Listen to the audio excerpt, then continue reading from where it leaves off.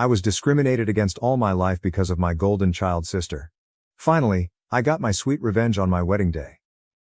I faced discrimination my entire life because of my golden child sister, and she even tried to walk down the aisle at my wedding. Finally, I got my revenge. My parents always favored my sister, and it was far from subtle. If she accused me of something, they'd believe her and punish me. But if I accused her, even with undeniable proof, they'd give her a lighter punishment and find a way to scold me too. My birthday cake always had to be her favorite flavor, and my parents pretend they didn't know I hated it. They always bought her more than me and took us where she wanted, even if it was supposed to be about me. My sister grew up spoiled and used me as a punching bag. At first, she mostly ignored me, but things got worse when we were teens.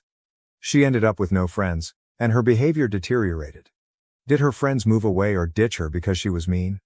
I don't know, because we were never close. My parents boasted about her achievements but never mentioned any issues, whereas they constantly highlighted my flaws as teasing material. I only knew she had no friends because we went to the same school, and I noticed she was no longer with people. Meanwhile, I was fairly popular.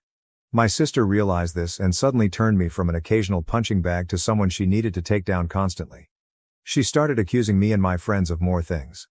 My parents stopped letting me hang out with anyone, with excuses like, "They're not good people according to your sister," or, "Why are you trying to leave us? Why can't you be like your sister and enjoy family time?" What saved me from complete isolation was my extended family. Most of them lived in the same hometown, and I got along well with my cousins despite some age differences. At one gathering, they invited me to something. I don't remember what, and I sadly replied that I wasn't allowed to go anywhere. When asked why, my kid self bluntly said it was because I wasn't allowed to have friends since my sister didn't have any. This got back to the adults, who apparently tore my parents apart later.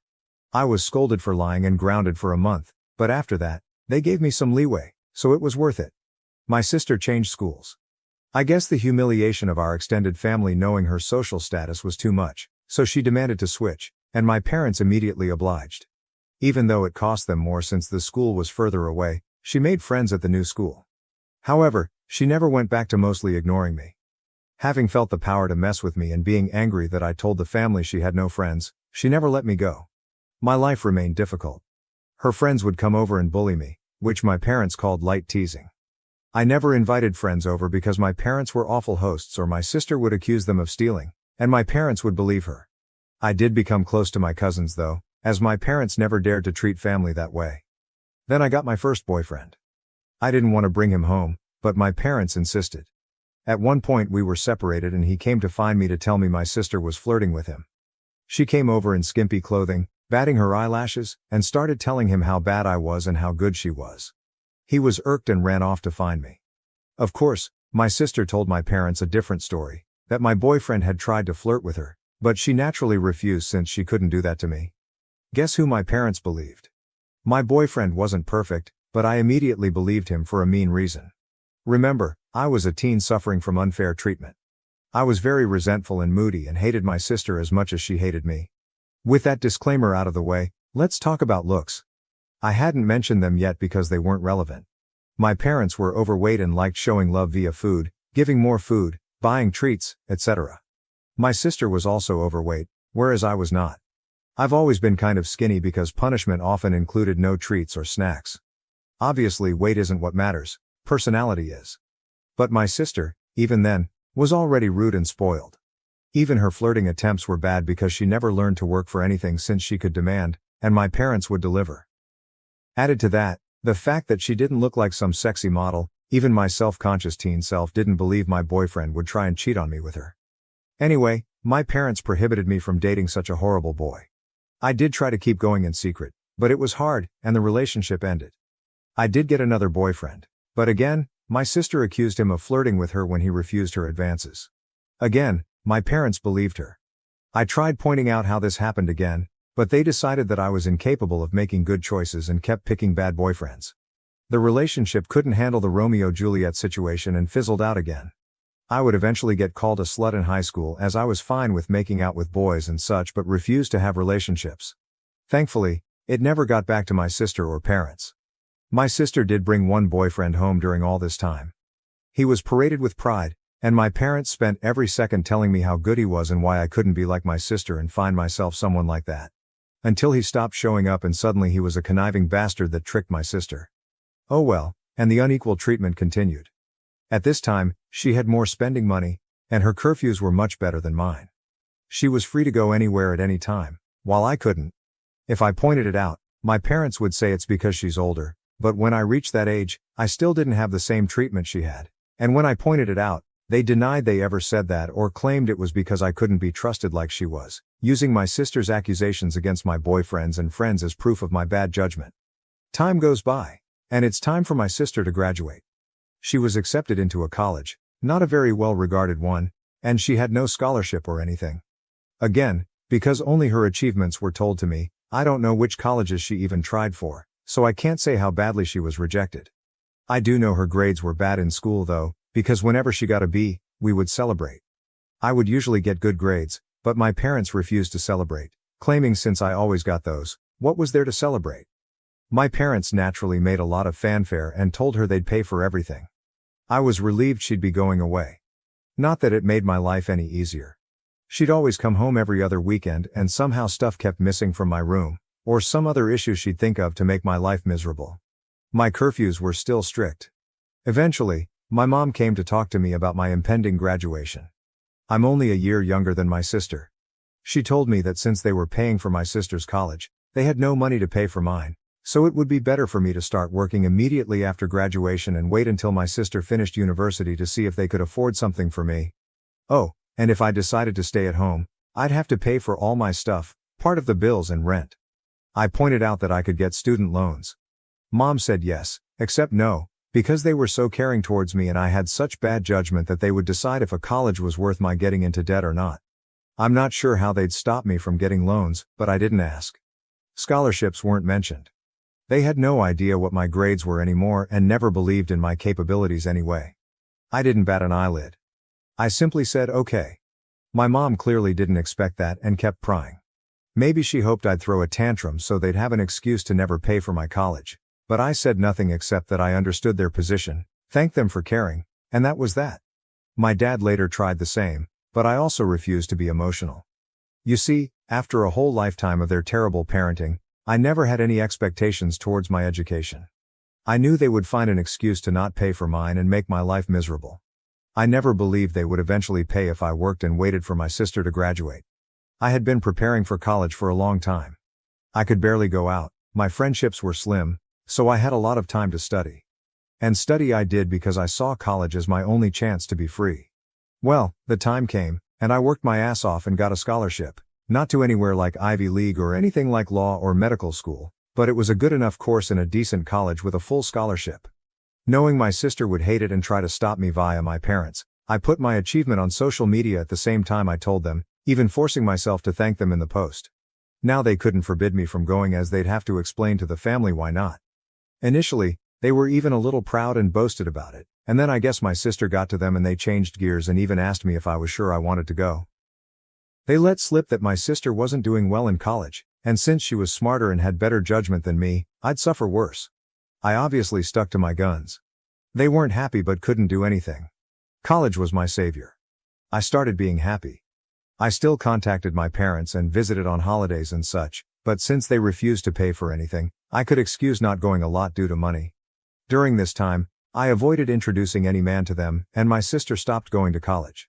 I know she didn't graduate because, again, they'd have made a fanfare about it. She moved back home, paying no bills or rent, but it's different, my parents said, and started working at the same company as my mom, obviously thanks to my mom pulling strings. This was all presented to me as a point of pride. Almost there, I promise. I met my husband around this time. You know those people who say, if I were in that situation, I'd have done something. My husband is the type who actually does. I'm the type who is meek and a doormat in any situation and then can't sleep at night wishing I had done something, had thought of something witty to say, etc. I'm the person who can't help but cry when I'm angry. My husband is the guy who claps back immediately. He loves drama and loves to resolve it. He's the guy that if he doesn't immediately reply to a slight, you better start worrying because he won't forgive and forget, he's just doing something worse for revenge. He's the one who wanted me to post here and wanted to post on a nuclear revenge board too but decided what we did wasn't nuclear. People were baffled that I got together with him, But just because I was incapable of acting like him due to my upbringing, it didn't mean I didn't like it. I love that my husband does what I can't, and he treats people well as long as they do the same to him.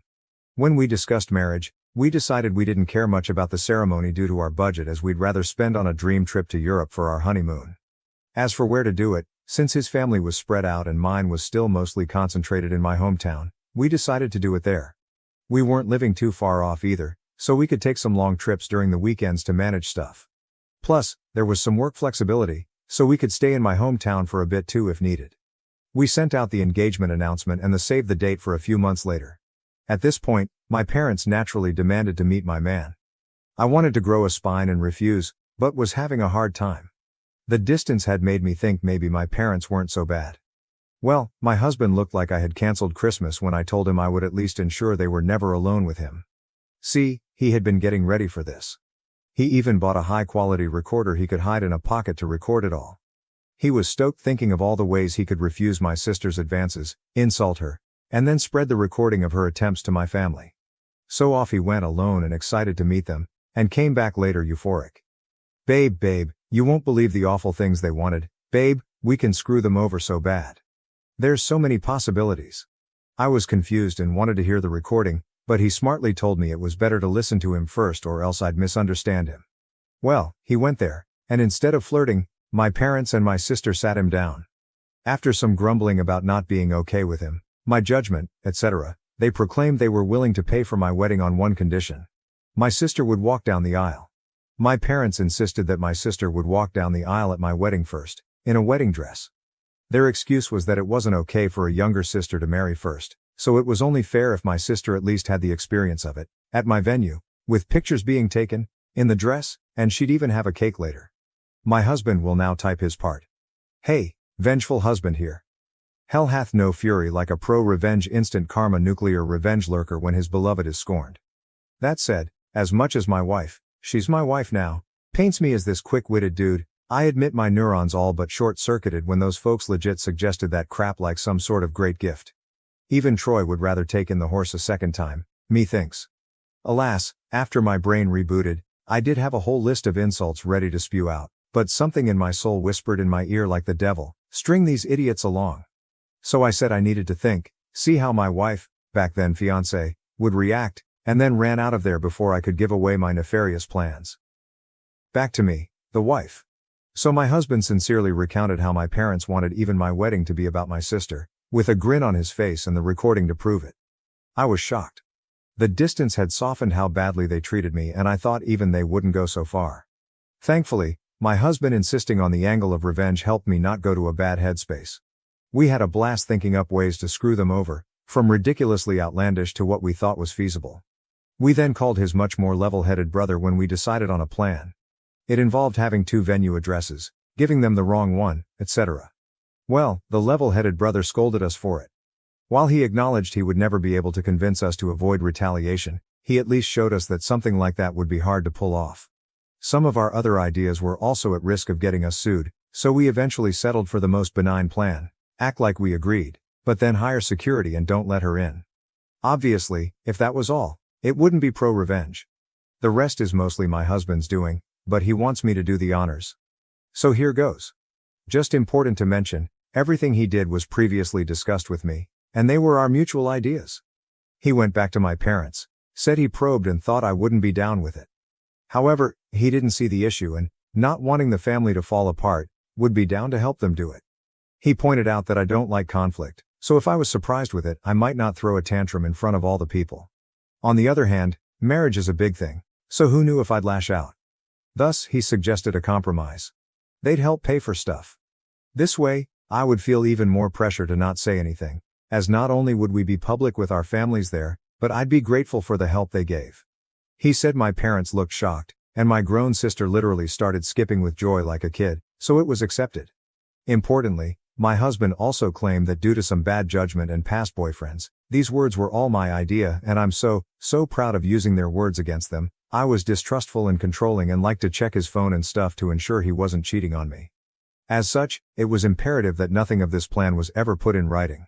For any discussion pertaining to my sister walking down the aisle before me, he'd go over to their house to talk. And so began the months of deception where my parents and sister thought they were tricking me, while my husband and I were milking them. Rather than paying for the wedding, they lay low. Of course, my parents wanted input in everything, including some things that meant a lot to me, like the songs and color palette. My husband would convince them to let it go to keep me in line, but since we never really cared for the ceremony to begin with, everything else was fair game. Or so they thought. Here's what we did. We'd go to check the drink and menu options and then accept the lowest or second lowest priced option. My husband would then secretly take my sister there to try it out and then sigh and say, "It's a pity we don't want to abuse my parents' goodwill, so we won't get the best options." Cue my sister demanding my parents pay for the best. My parents would then tell me not to worry and they'd pay for the most expensive option. The same was done with the photographer and flowers. My husband handed my sister a bouquet of the flowers we wanted and then sadly expressed how I wanted some other tasteless flowers. Cue my parents telling me they wanted us to go with said flowers and they'd pay for it. When it came to the wedding dress, we hit a minor snag. My parents wanted me to use a hideous dress. Okay, it wasn't outright hideous, but it wasn't my style and wouldn't look good on me. We had planned on saying yes and then simply not using it, but my mom sent me a message about it, so there'd be proof I said okay. We had to go with me refusing to text and standing my ground. My husband went over there and said he'd see what he could do.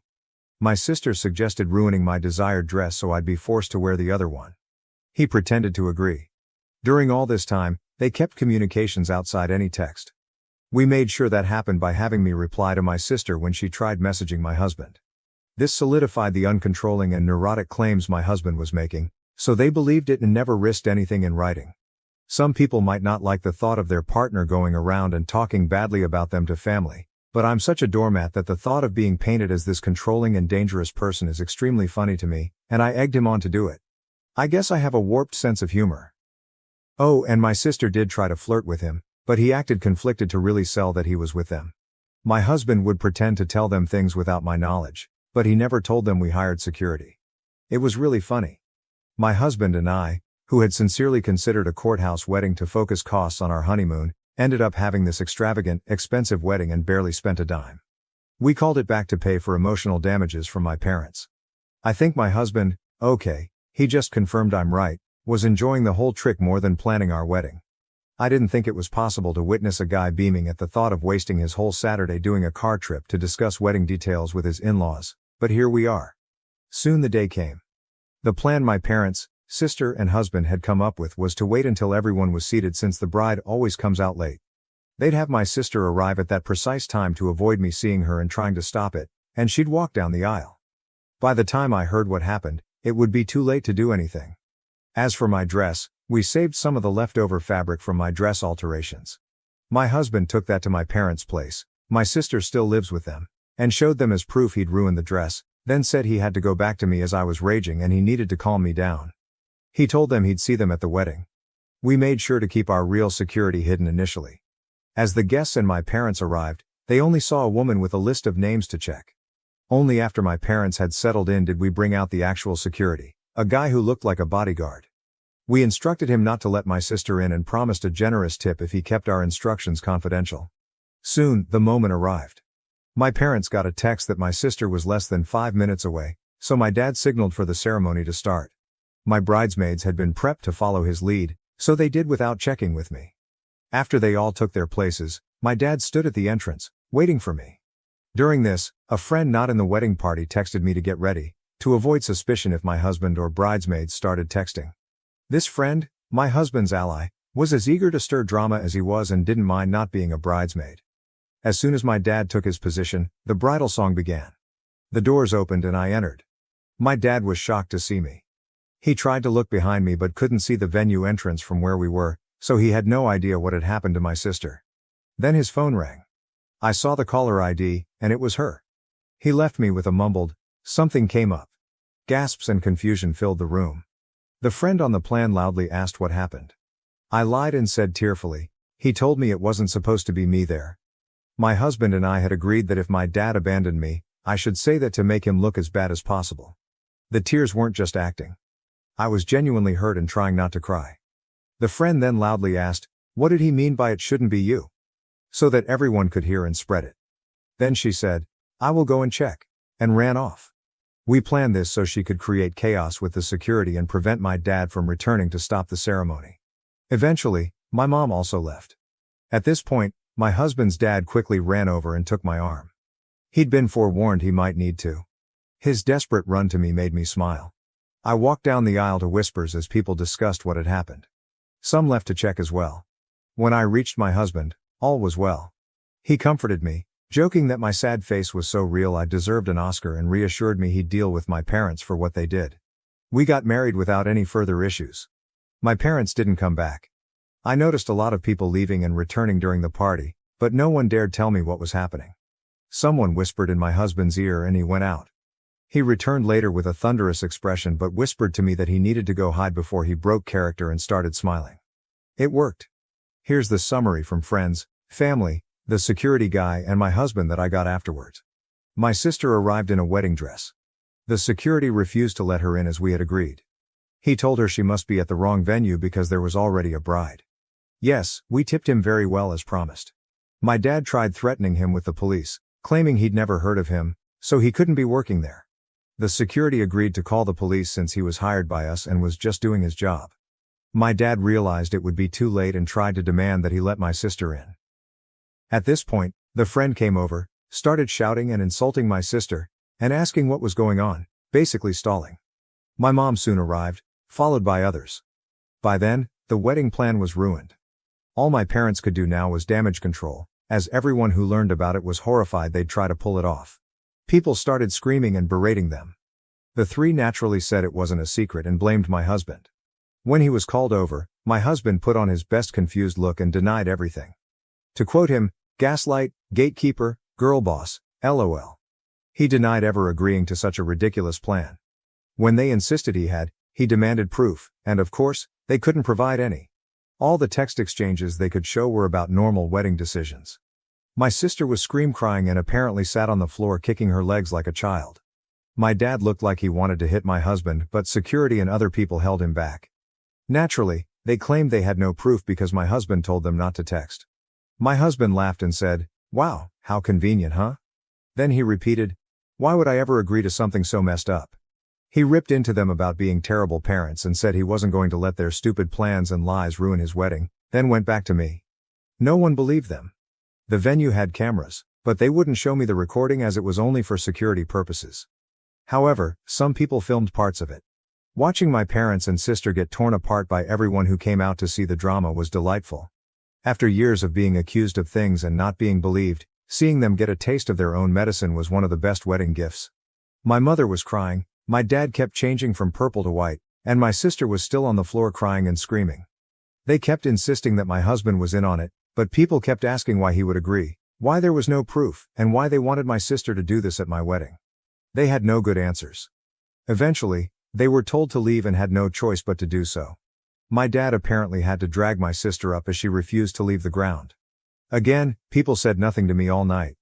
I guess they wanted to spare me, and maybe it's because I was the bride and not just a guest for once, but it did feel like everyone was making an extra effort to be nice, positive, and excited about everything.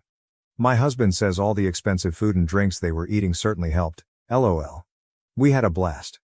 My husband kept up the forced angry face for only a short while before breaking out in smiles again. After that, we went to the hotel to catch some sleep before heading off on our honeymoon. Speaking of which, my parents did try to pay for our plane tickets, but we thought that was risky as they could try to cancel them or something, so we refused. Since then the three of them have tried to contact me. I've refused calls because my husband insisted on keeping a paper trail, a smart move because my sister eventually messaged me. I won't repeat what she said as it was very unhinged and didn't make much sense, but the important part was that she blamed me for her humiliation. Called my husband a two-faced snake who fooled them for months. He wants to print and hang that on our wall, LOL, and hoped, but was also certain, that I'd get cheated on by him. She even suggested he was cheating on me with her. My husband took my phone, screenshot the call logs, my sister's messages and some messages from my parents demanding I pick up the phone, and sent it all to our family group chat. He also sent screenshots of messages to him where they called him names and threatened him, but he kept up the "you're delusional, I never agreed to anything" shtick and even threatened to sue them for defamation and harassment. He wrote a message in the group chat begging my family for help as I was now being harassed by them constantly. He pleaded with them to stop my parents and sister from ruining our honeymoon after they failed to ruin our wedding. He ended with a request that they not share our locations to prevent my parents from sending my sister over and claiming he had somehow agreed to pretend to sleep with her in our honeymoon suite. LOL. My family assured him they'd handle it, and since then, we've had peace. My husband is a bit disappointed that my sister didn't disobey so he could call her out again while tearing her a new one. We'll see if the peace lasts. All in all, while I would have preferred a normal, loving family at my wedding, at least for once in my life they not only failed to ruin something meaningful to me, but I got back at them. Extra info: do I know why they treat me like this? I've been asked this question a lot, so I assume you all will wonder the same. I've pondered this all my life and still don't know. I tried asking when I was young, but they denied any difference and scolded me for being spoiled, so I stopped trying. I've considered many possibilities, but based on my observations I think it's this. I was unplanned. They took a while to have my sister, so she was not only wanted but also like a miracle child after so long. However, given our small age difference, I think they didn't expect to have another child so soon or easily and didn't use adequate protection after my sister's birth. Maybe they didn't realize my mom was pregnant until it was too late, so they were saddled with an unplanned baby while still dealing with a newborn. They're not well off, so having the extra expense likely didn't help, and they resented me. But that's just my conjecture. Regardless, I've accepted that the reason won't truly matter. What they did to me was unwarranted, no matter what. Did they really think this would work? My husband and I have a theory that they never intended to do this at all. We think my sister threw a tantrum over me getting married first when she barely gets dates, and they made my husband that outlandish proposition. They didn't want to pay for my wedding and didn't think we'd accept or that it would even look good for them to do it. By suggesting it and being refused, they could look like the good guys to my sister while having an excuse not to give me a dime.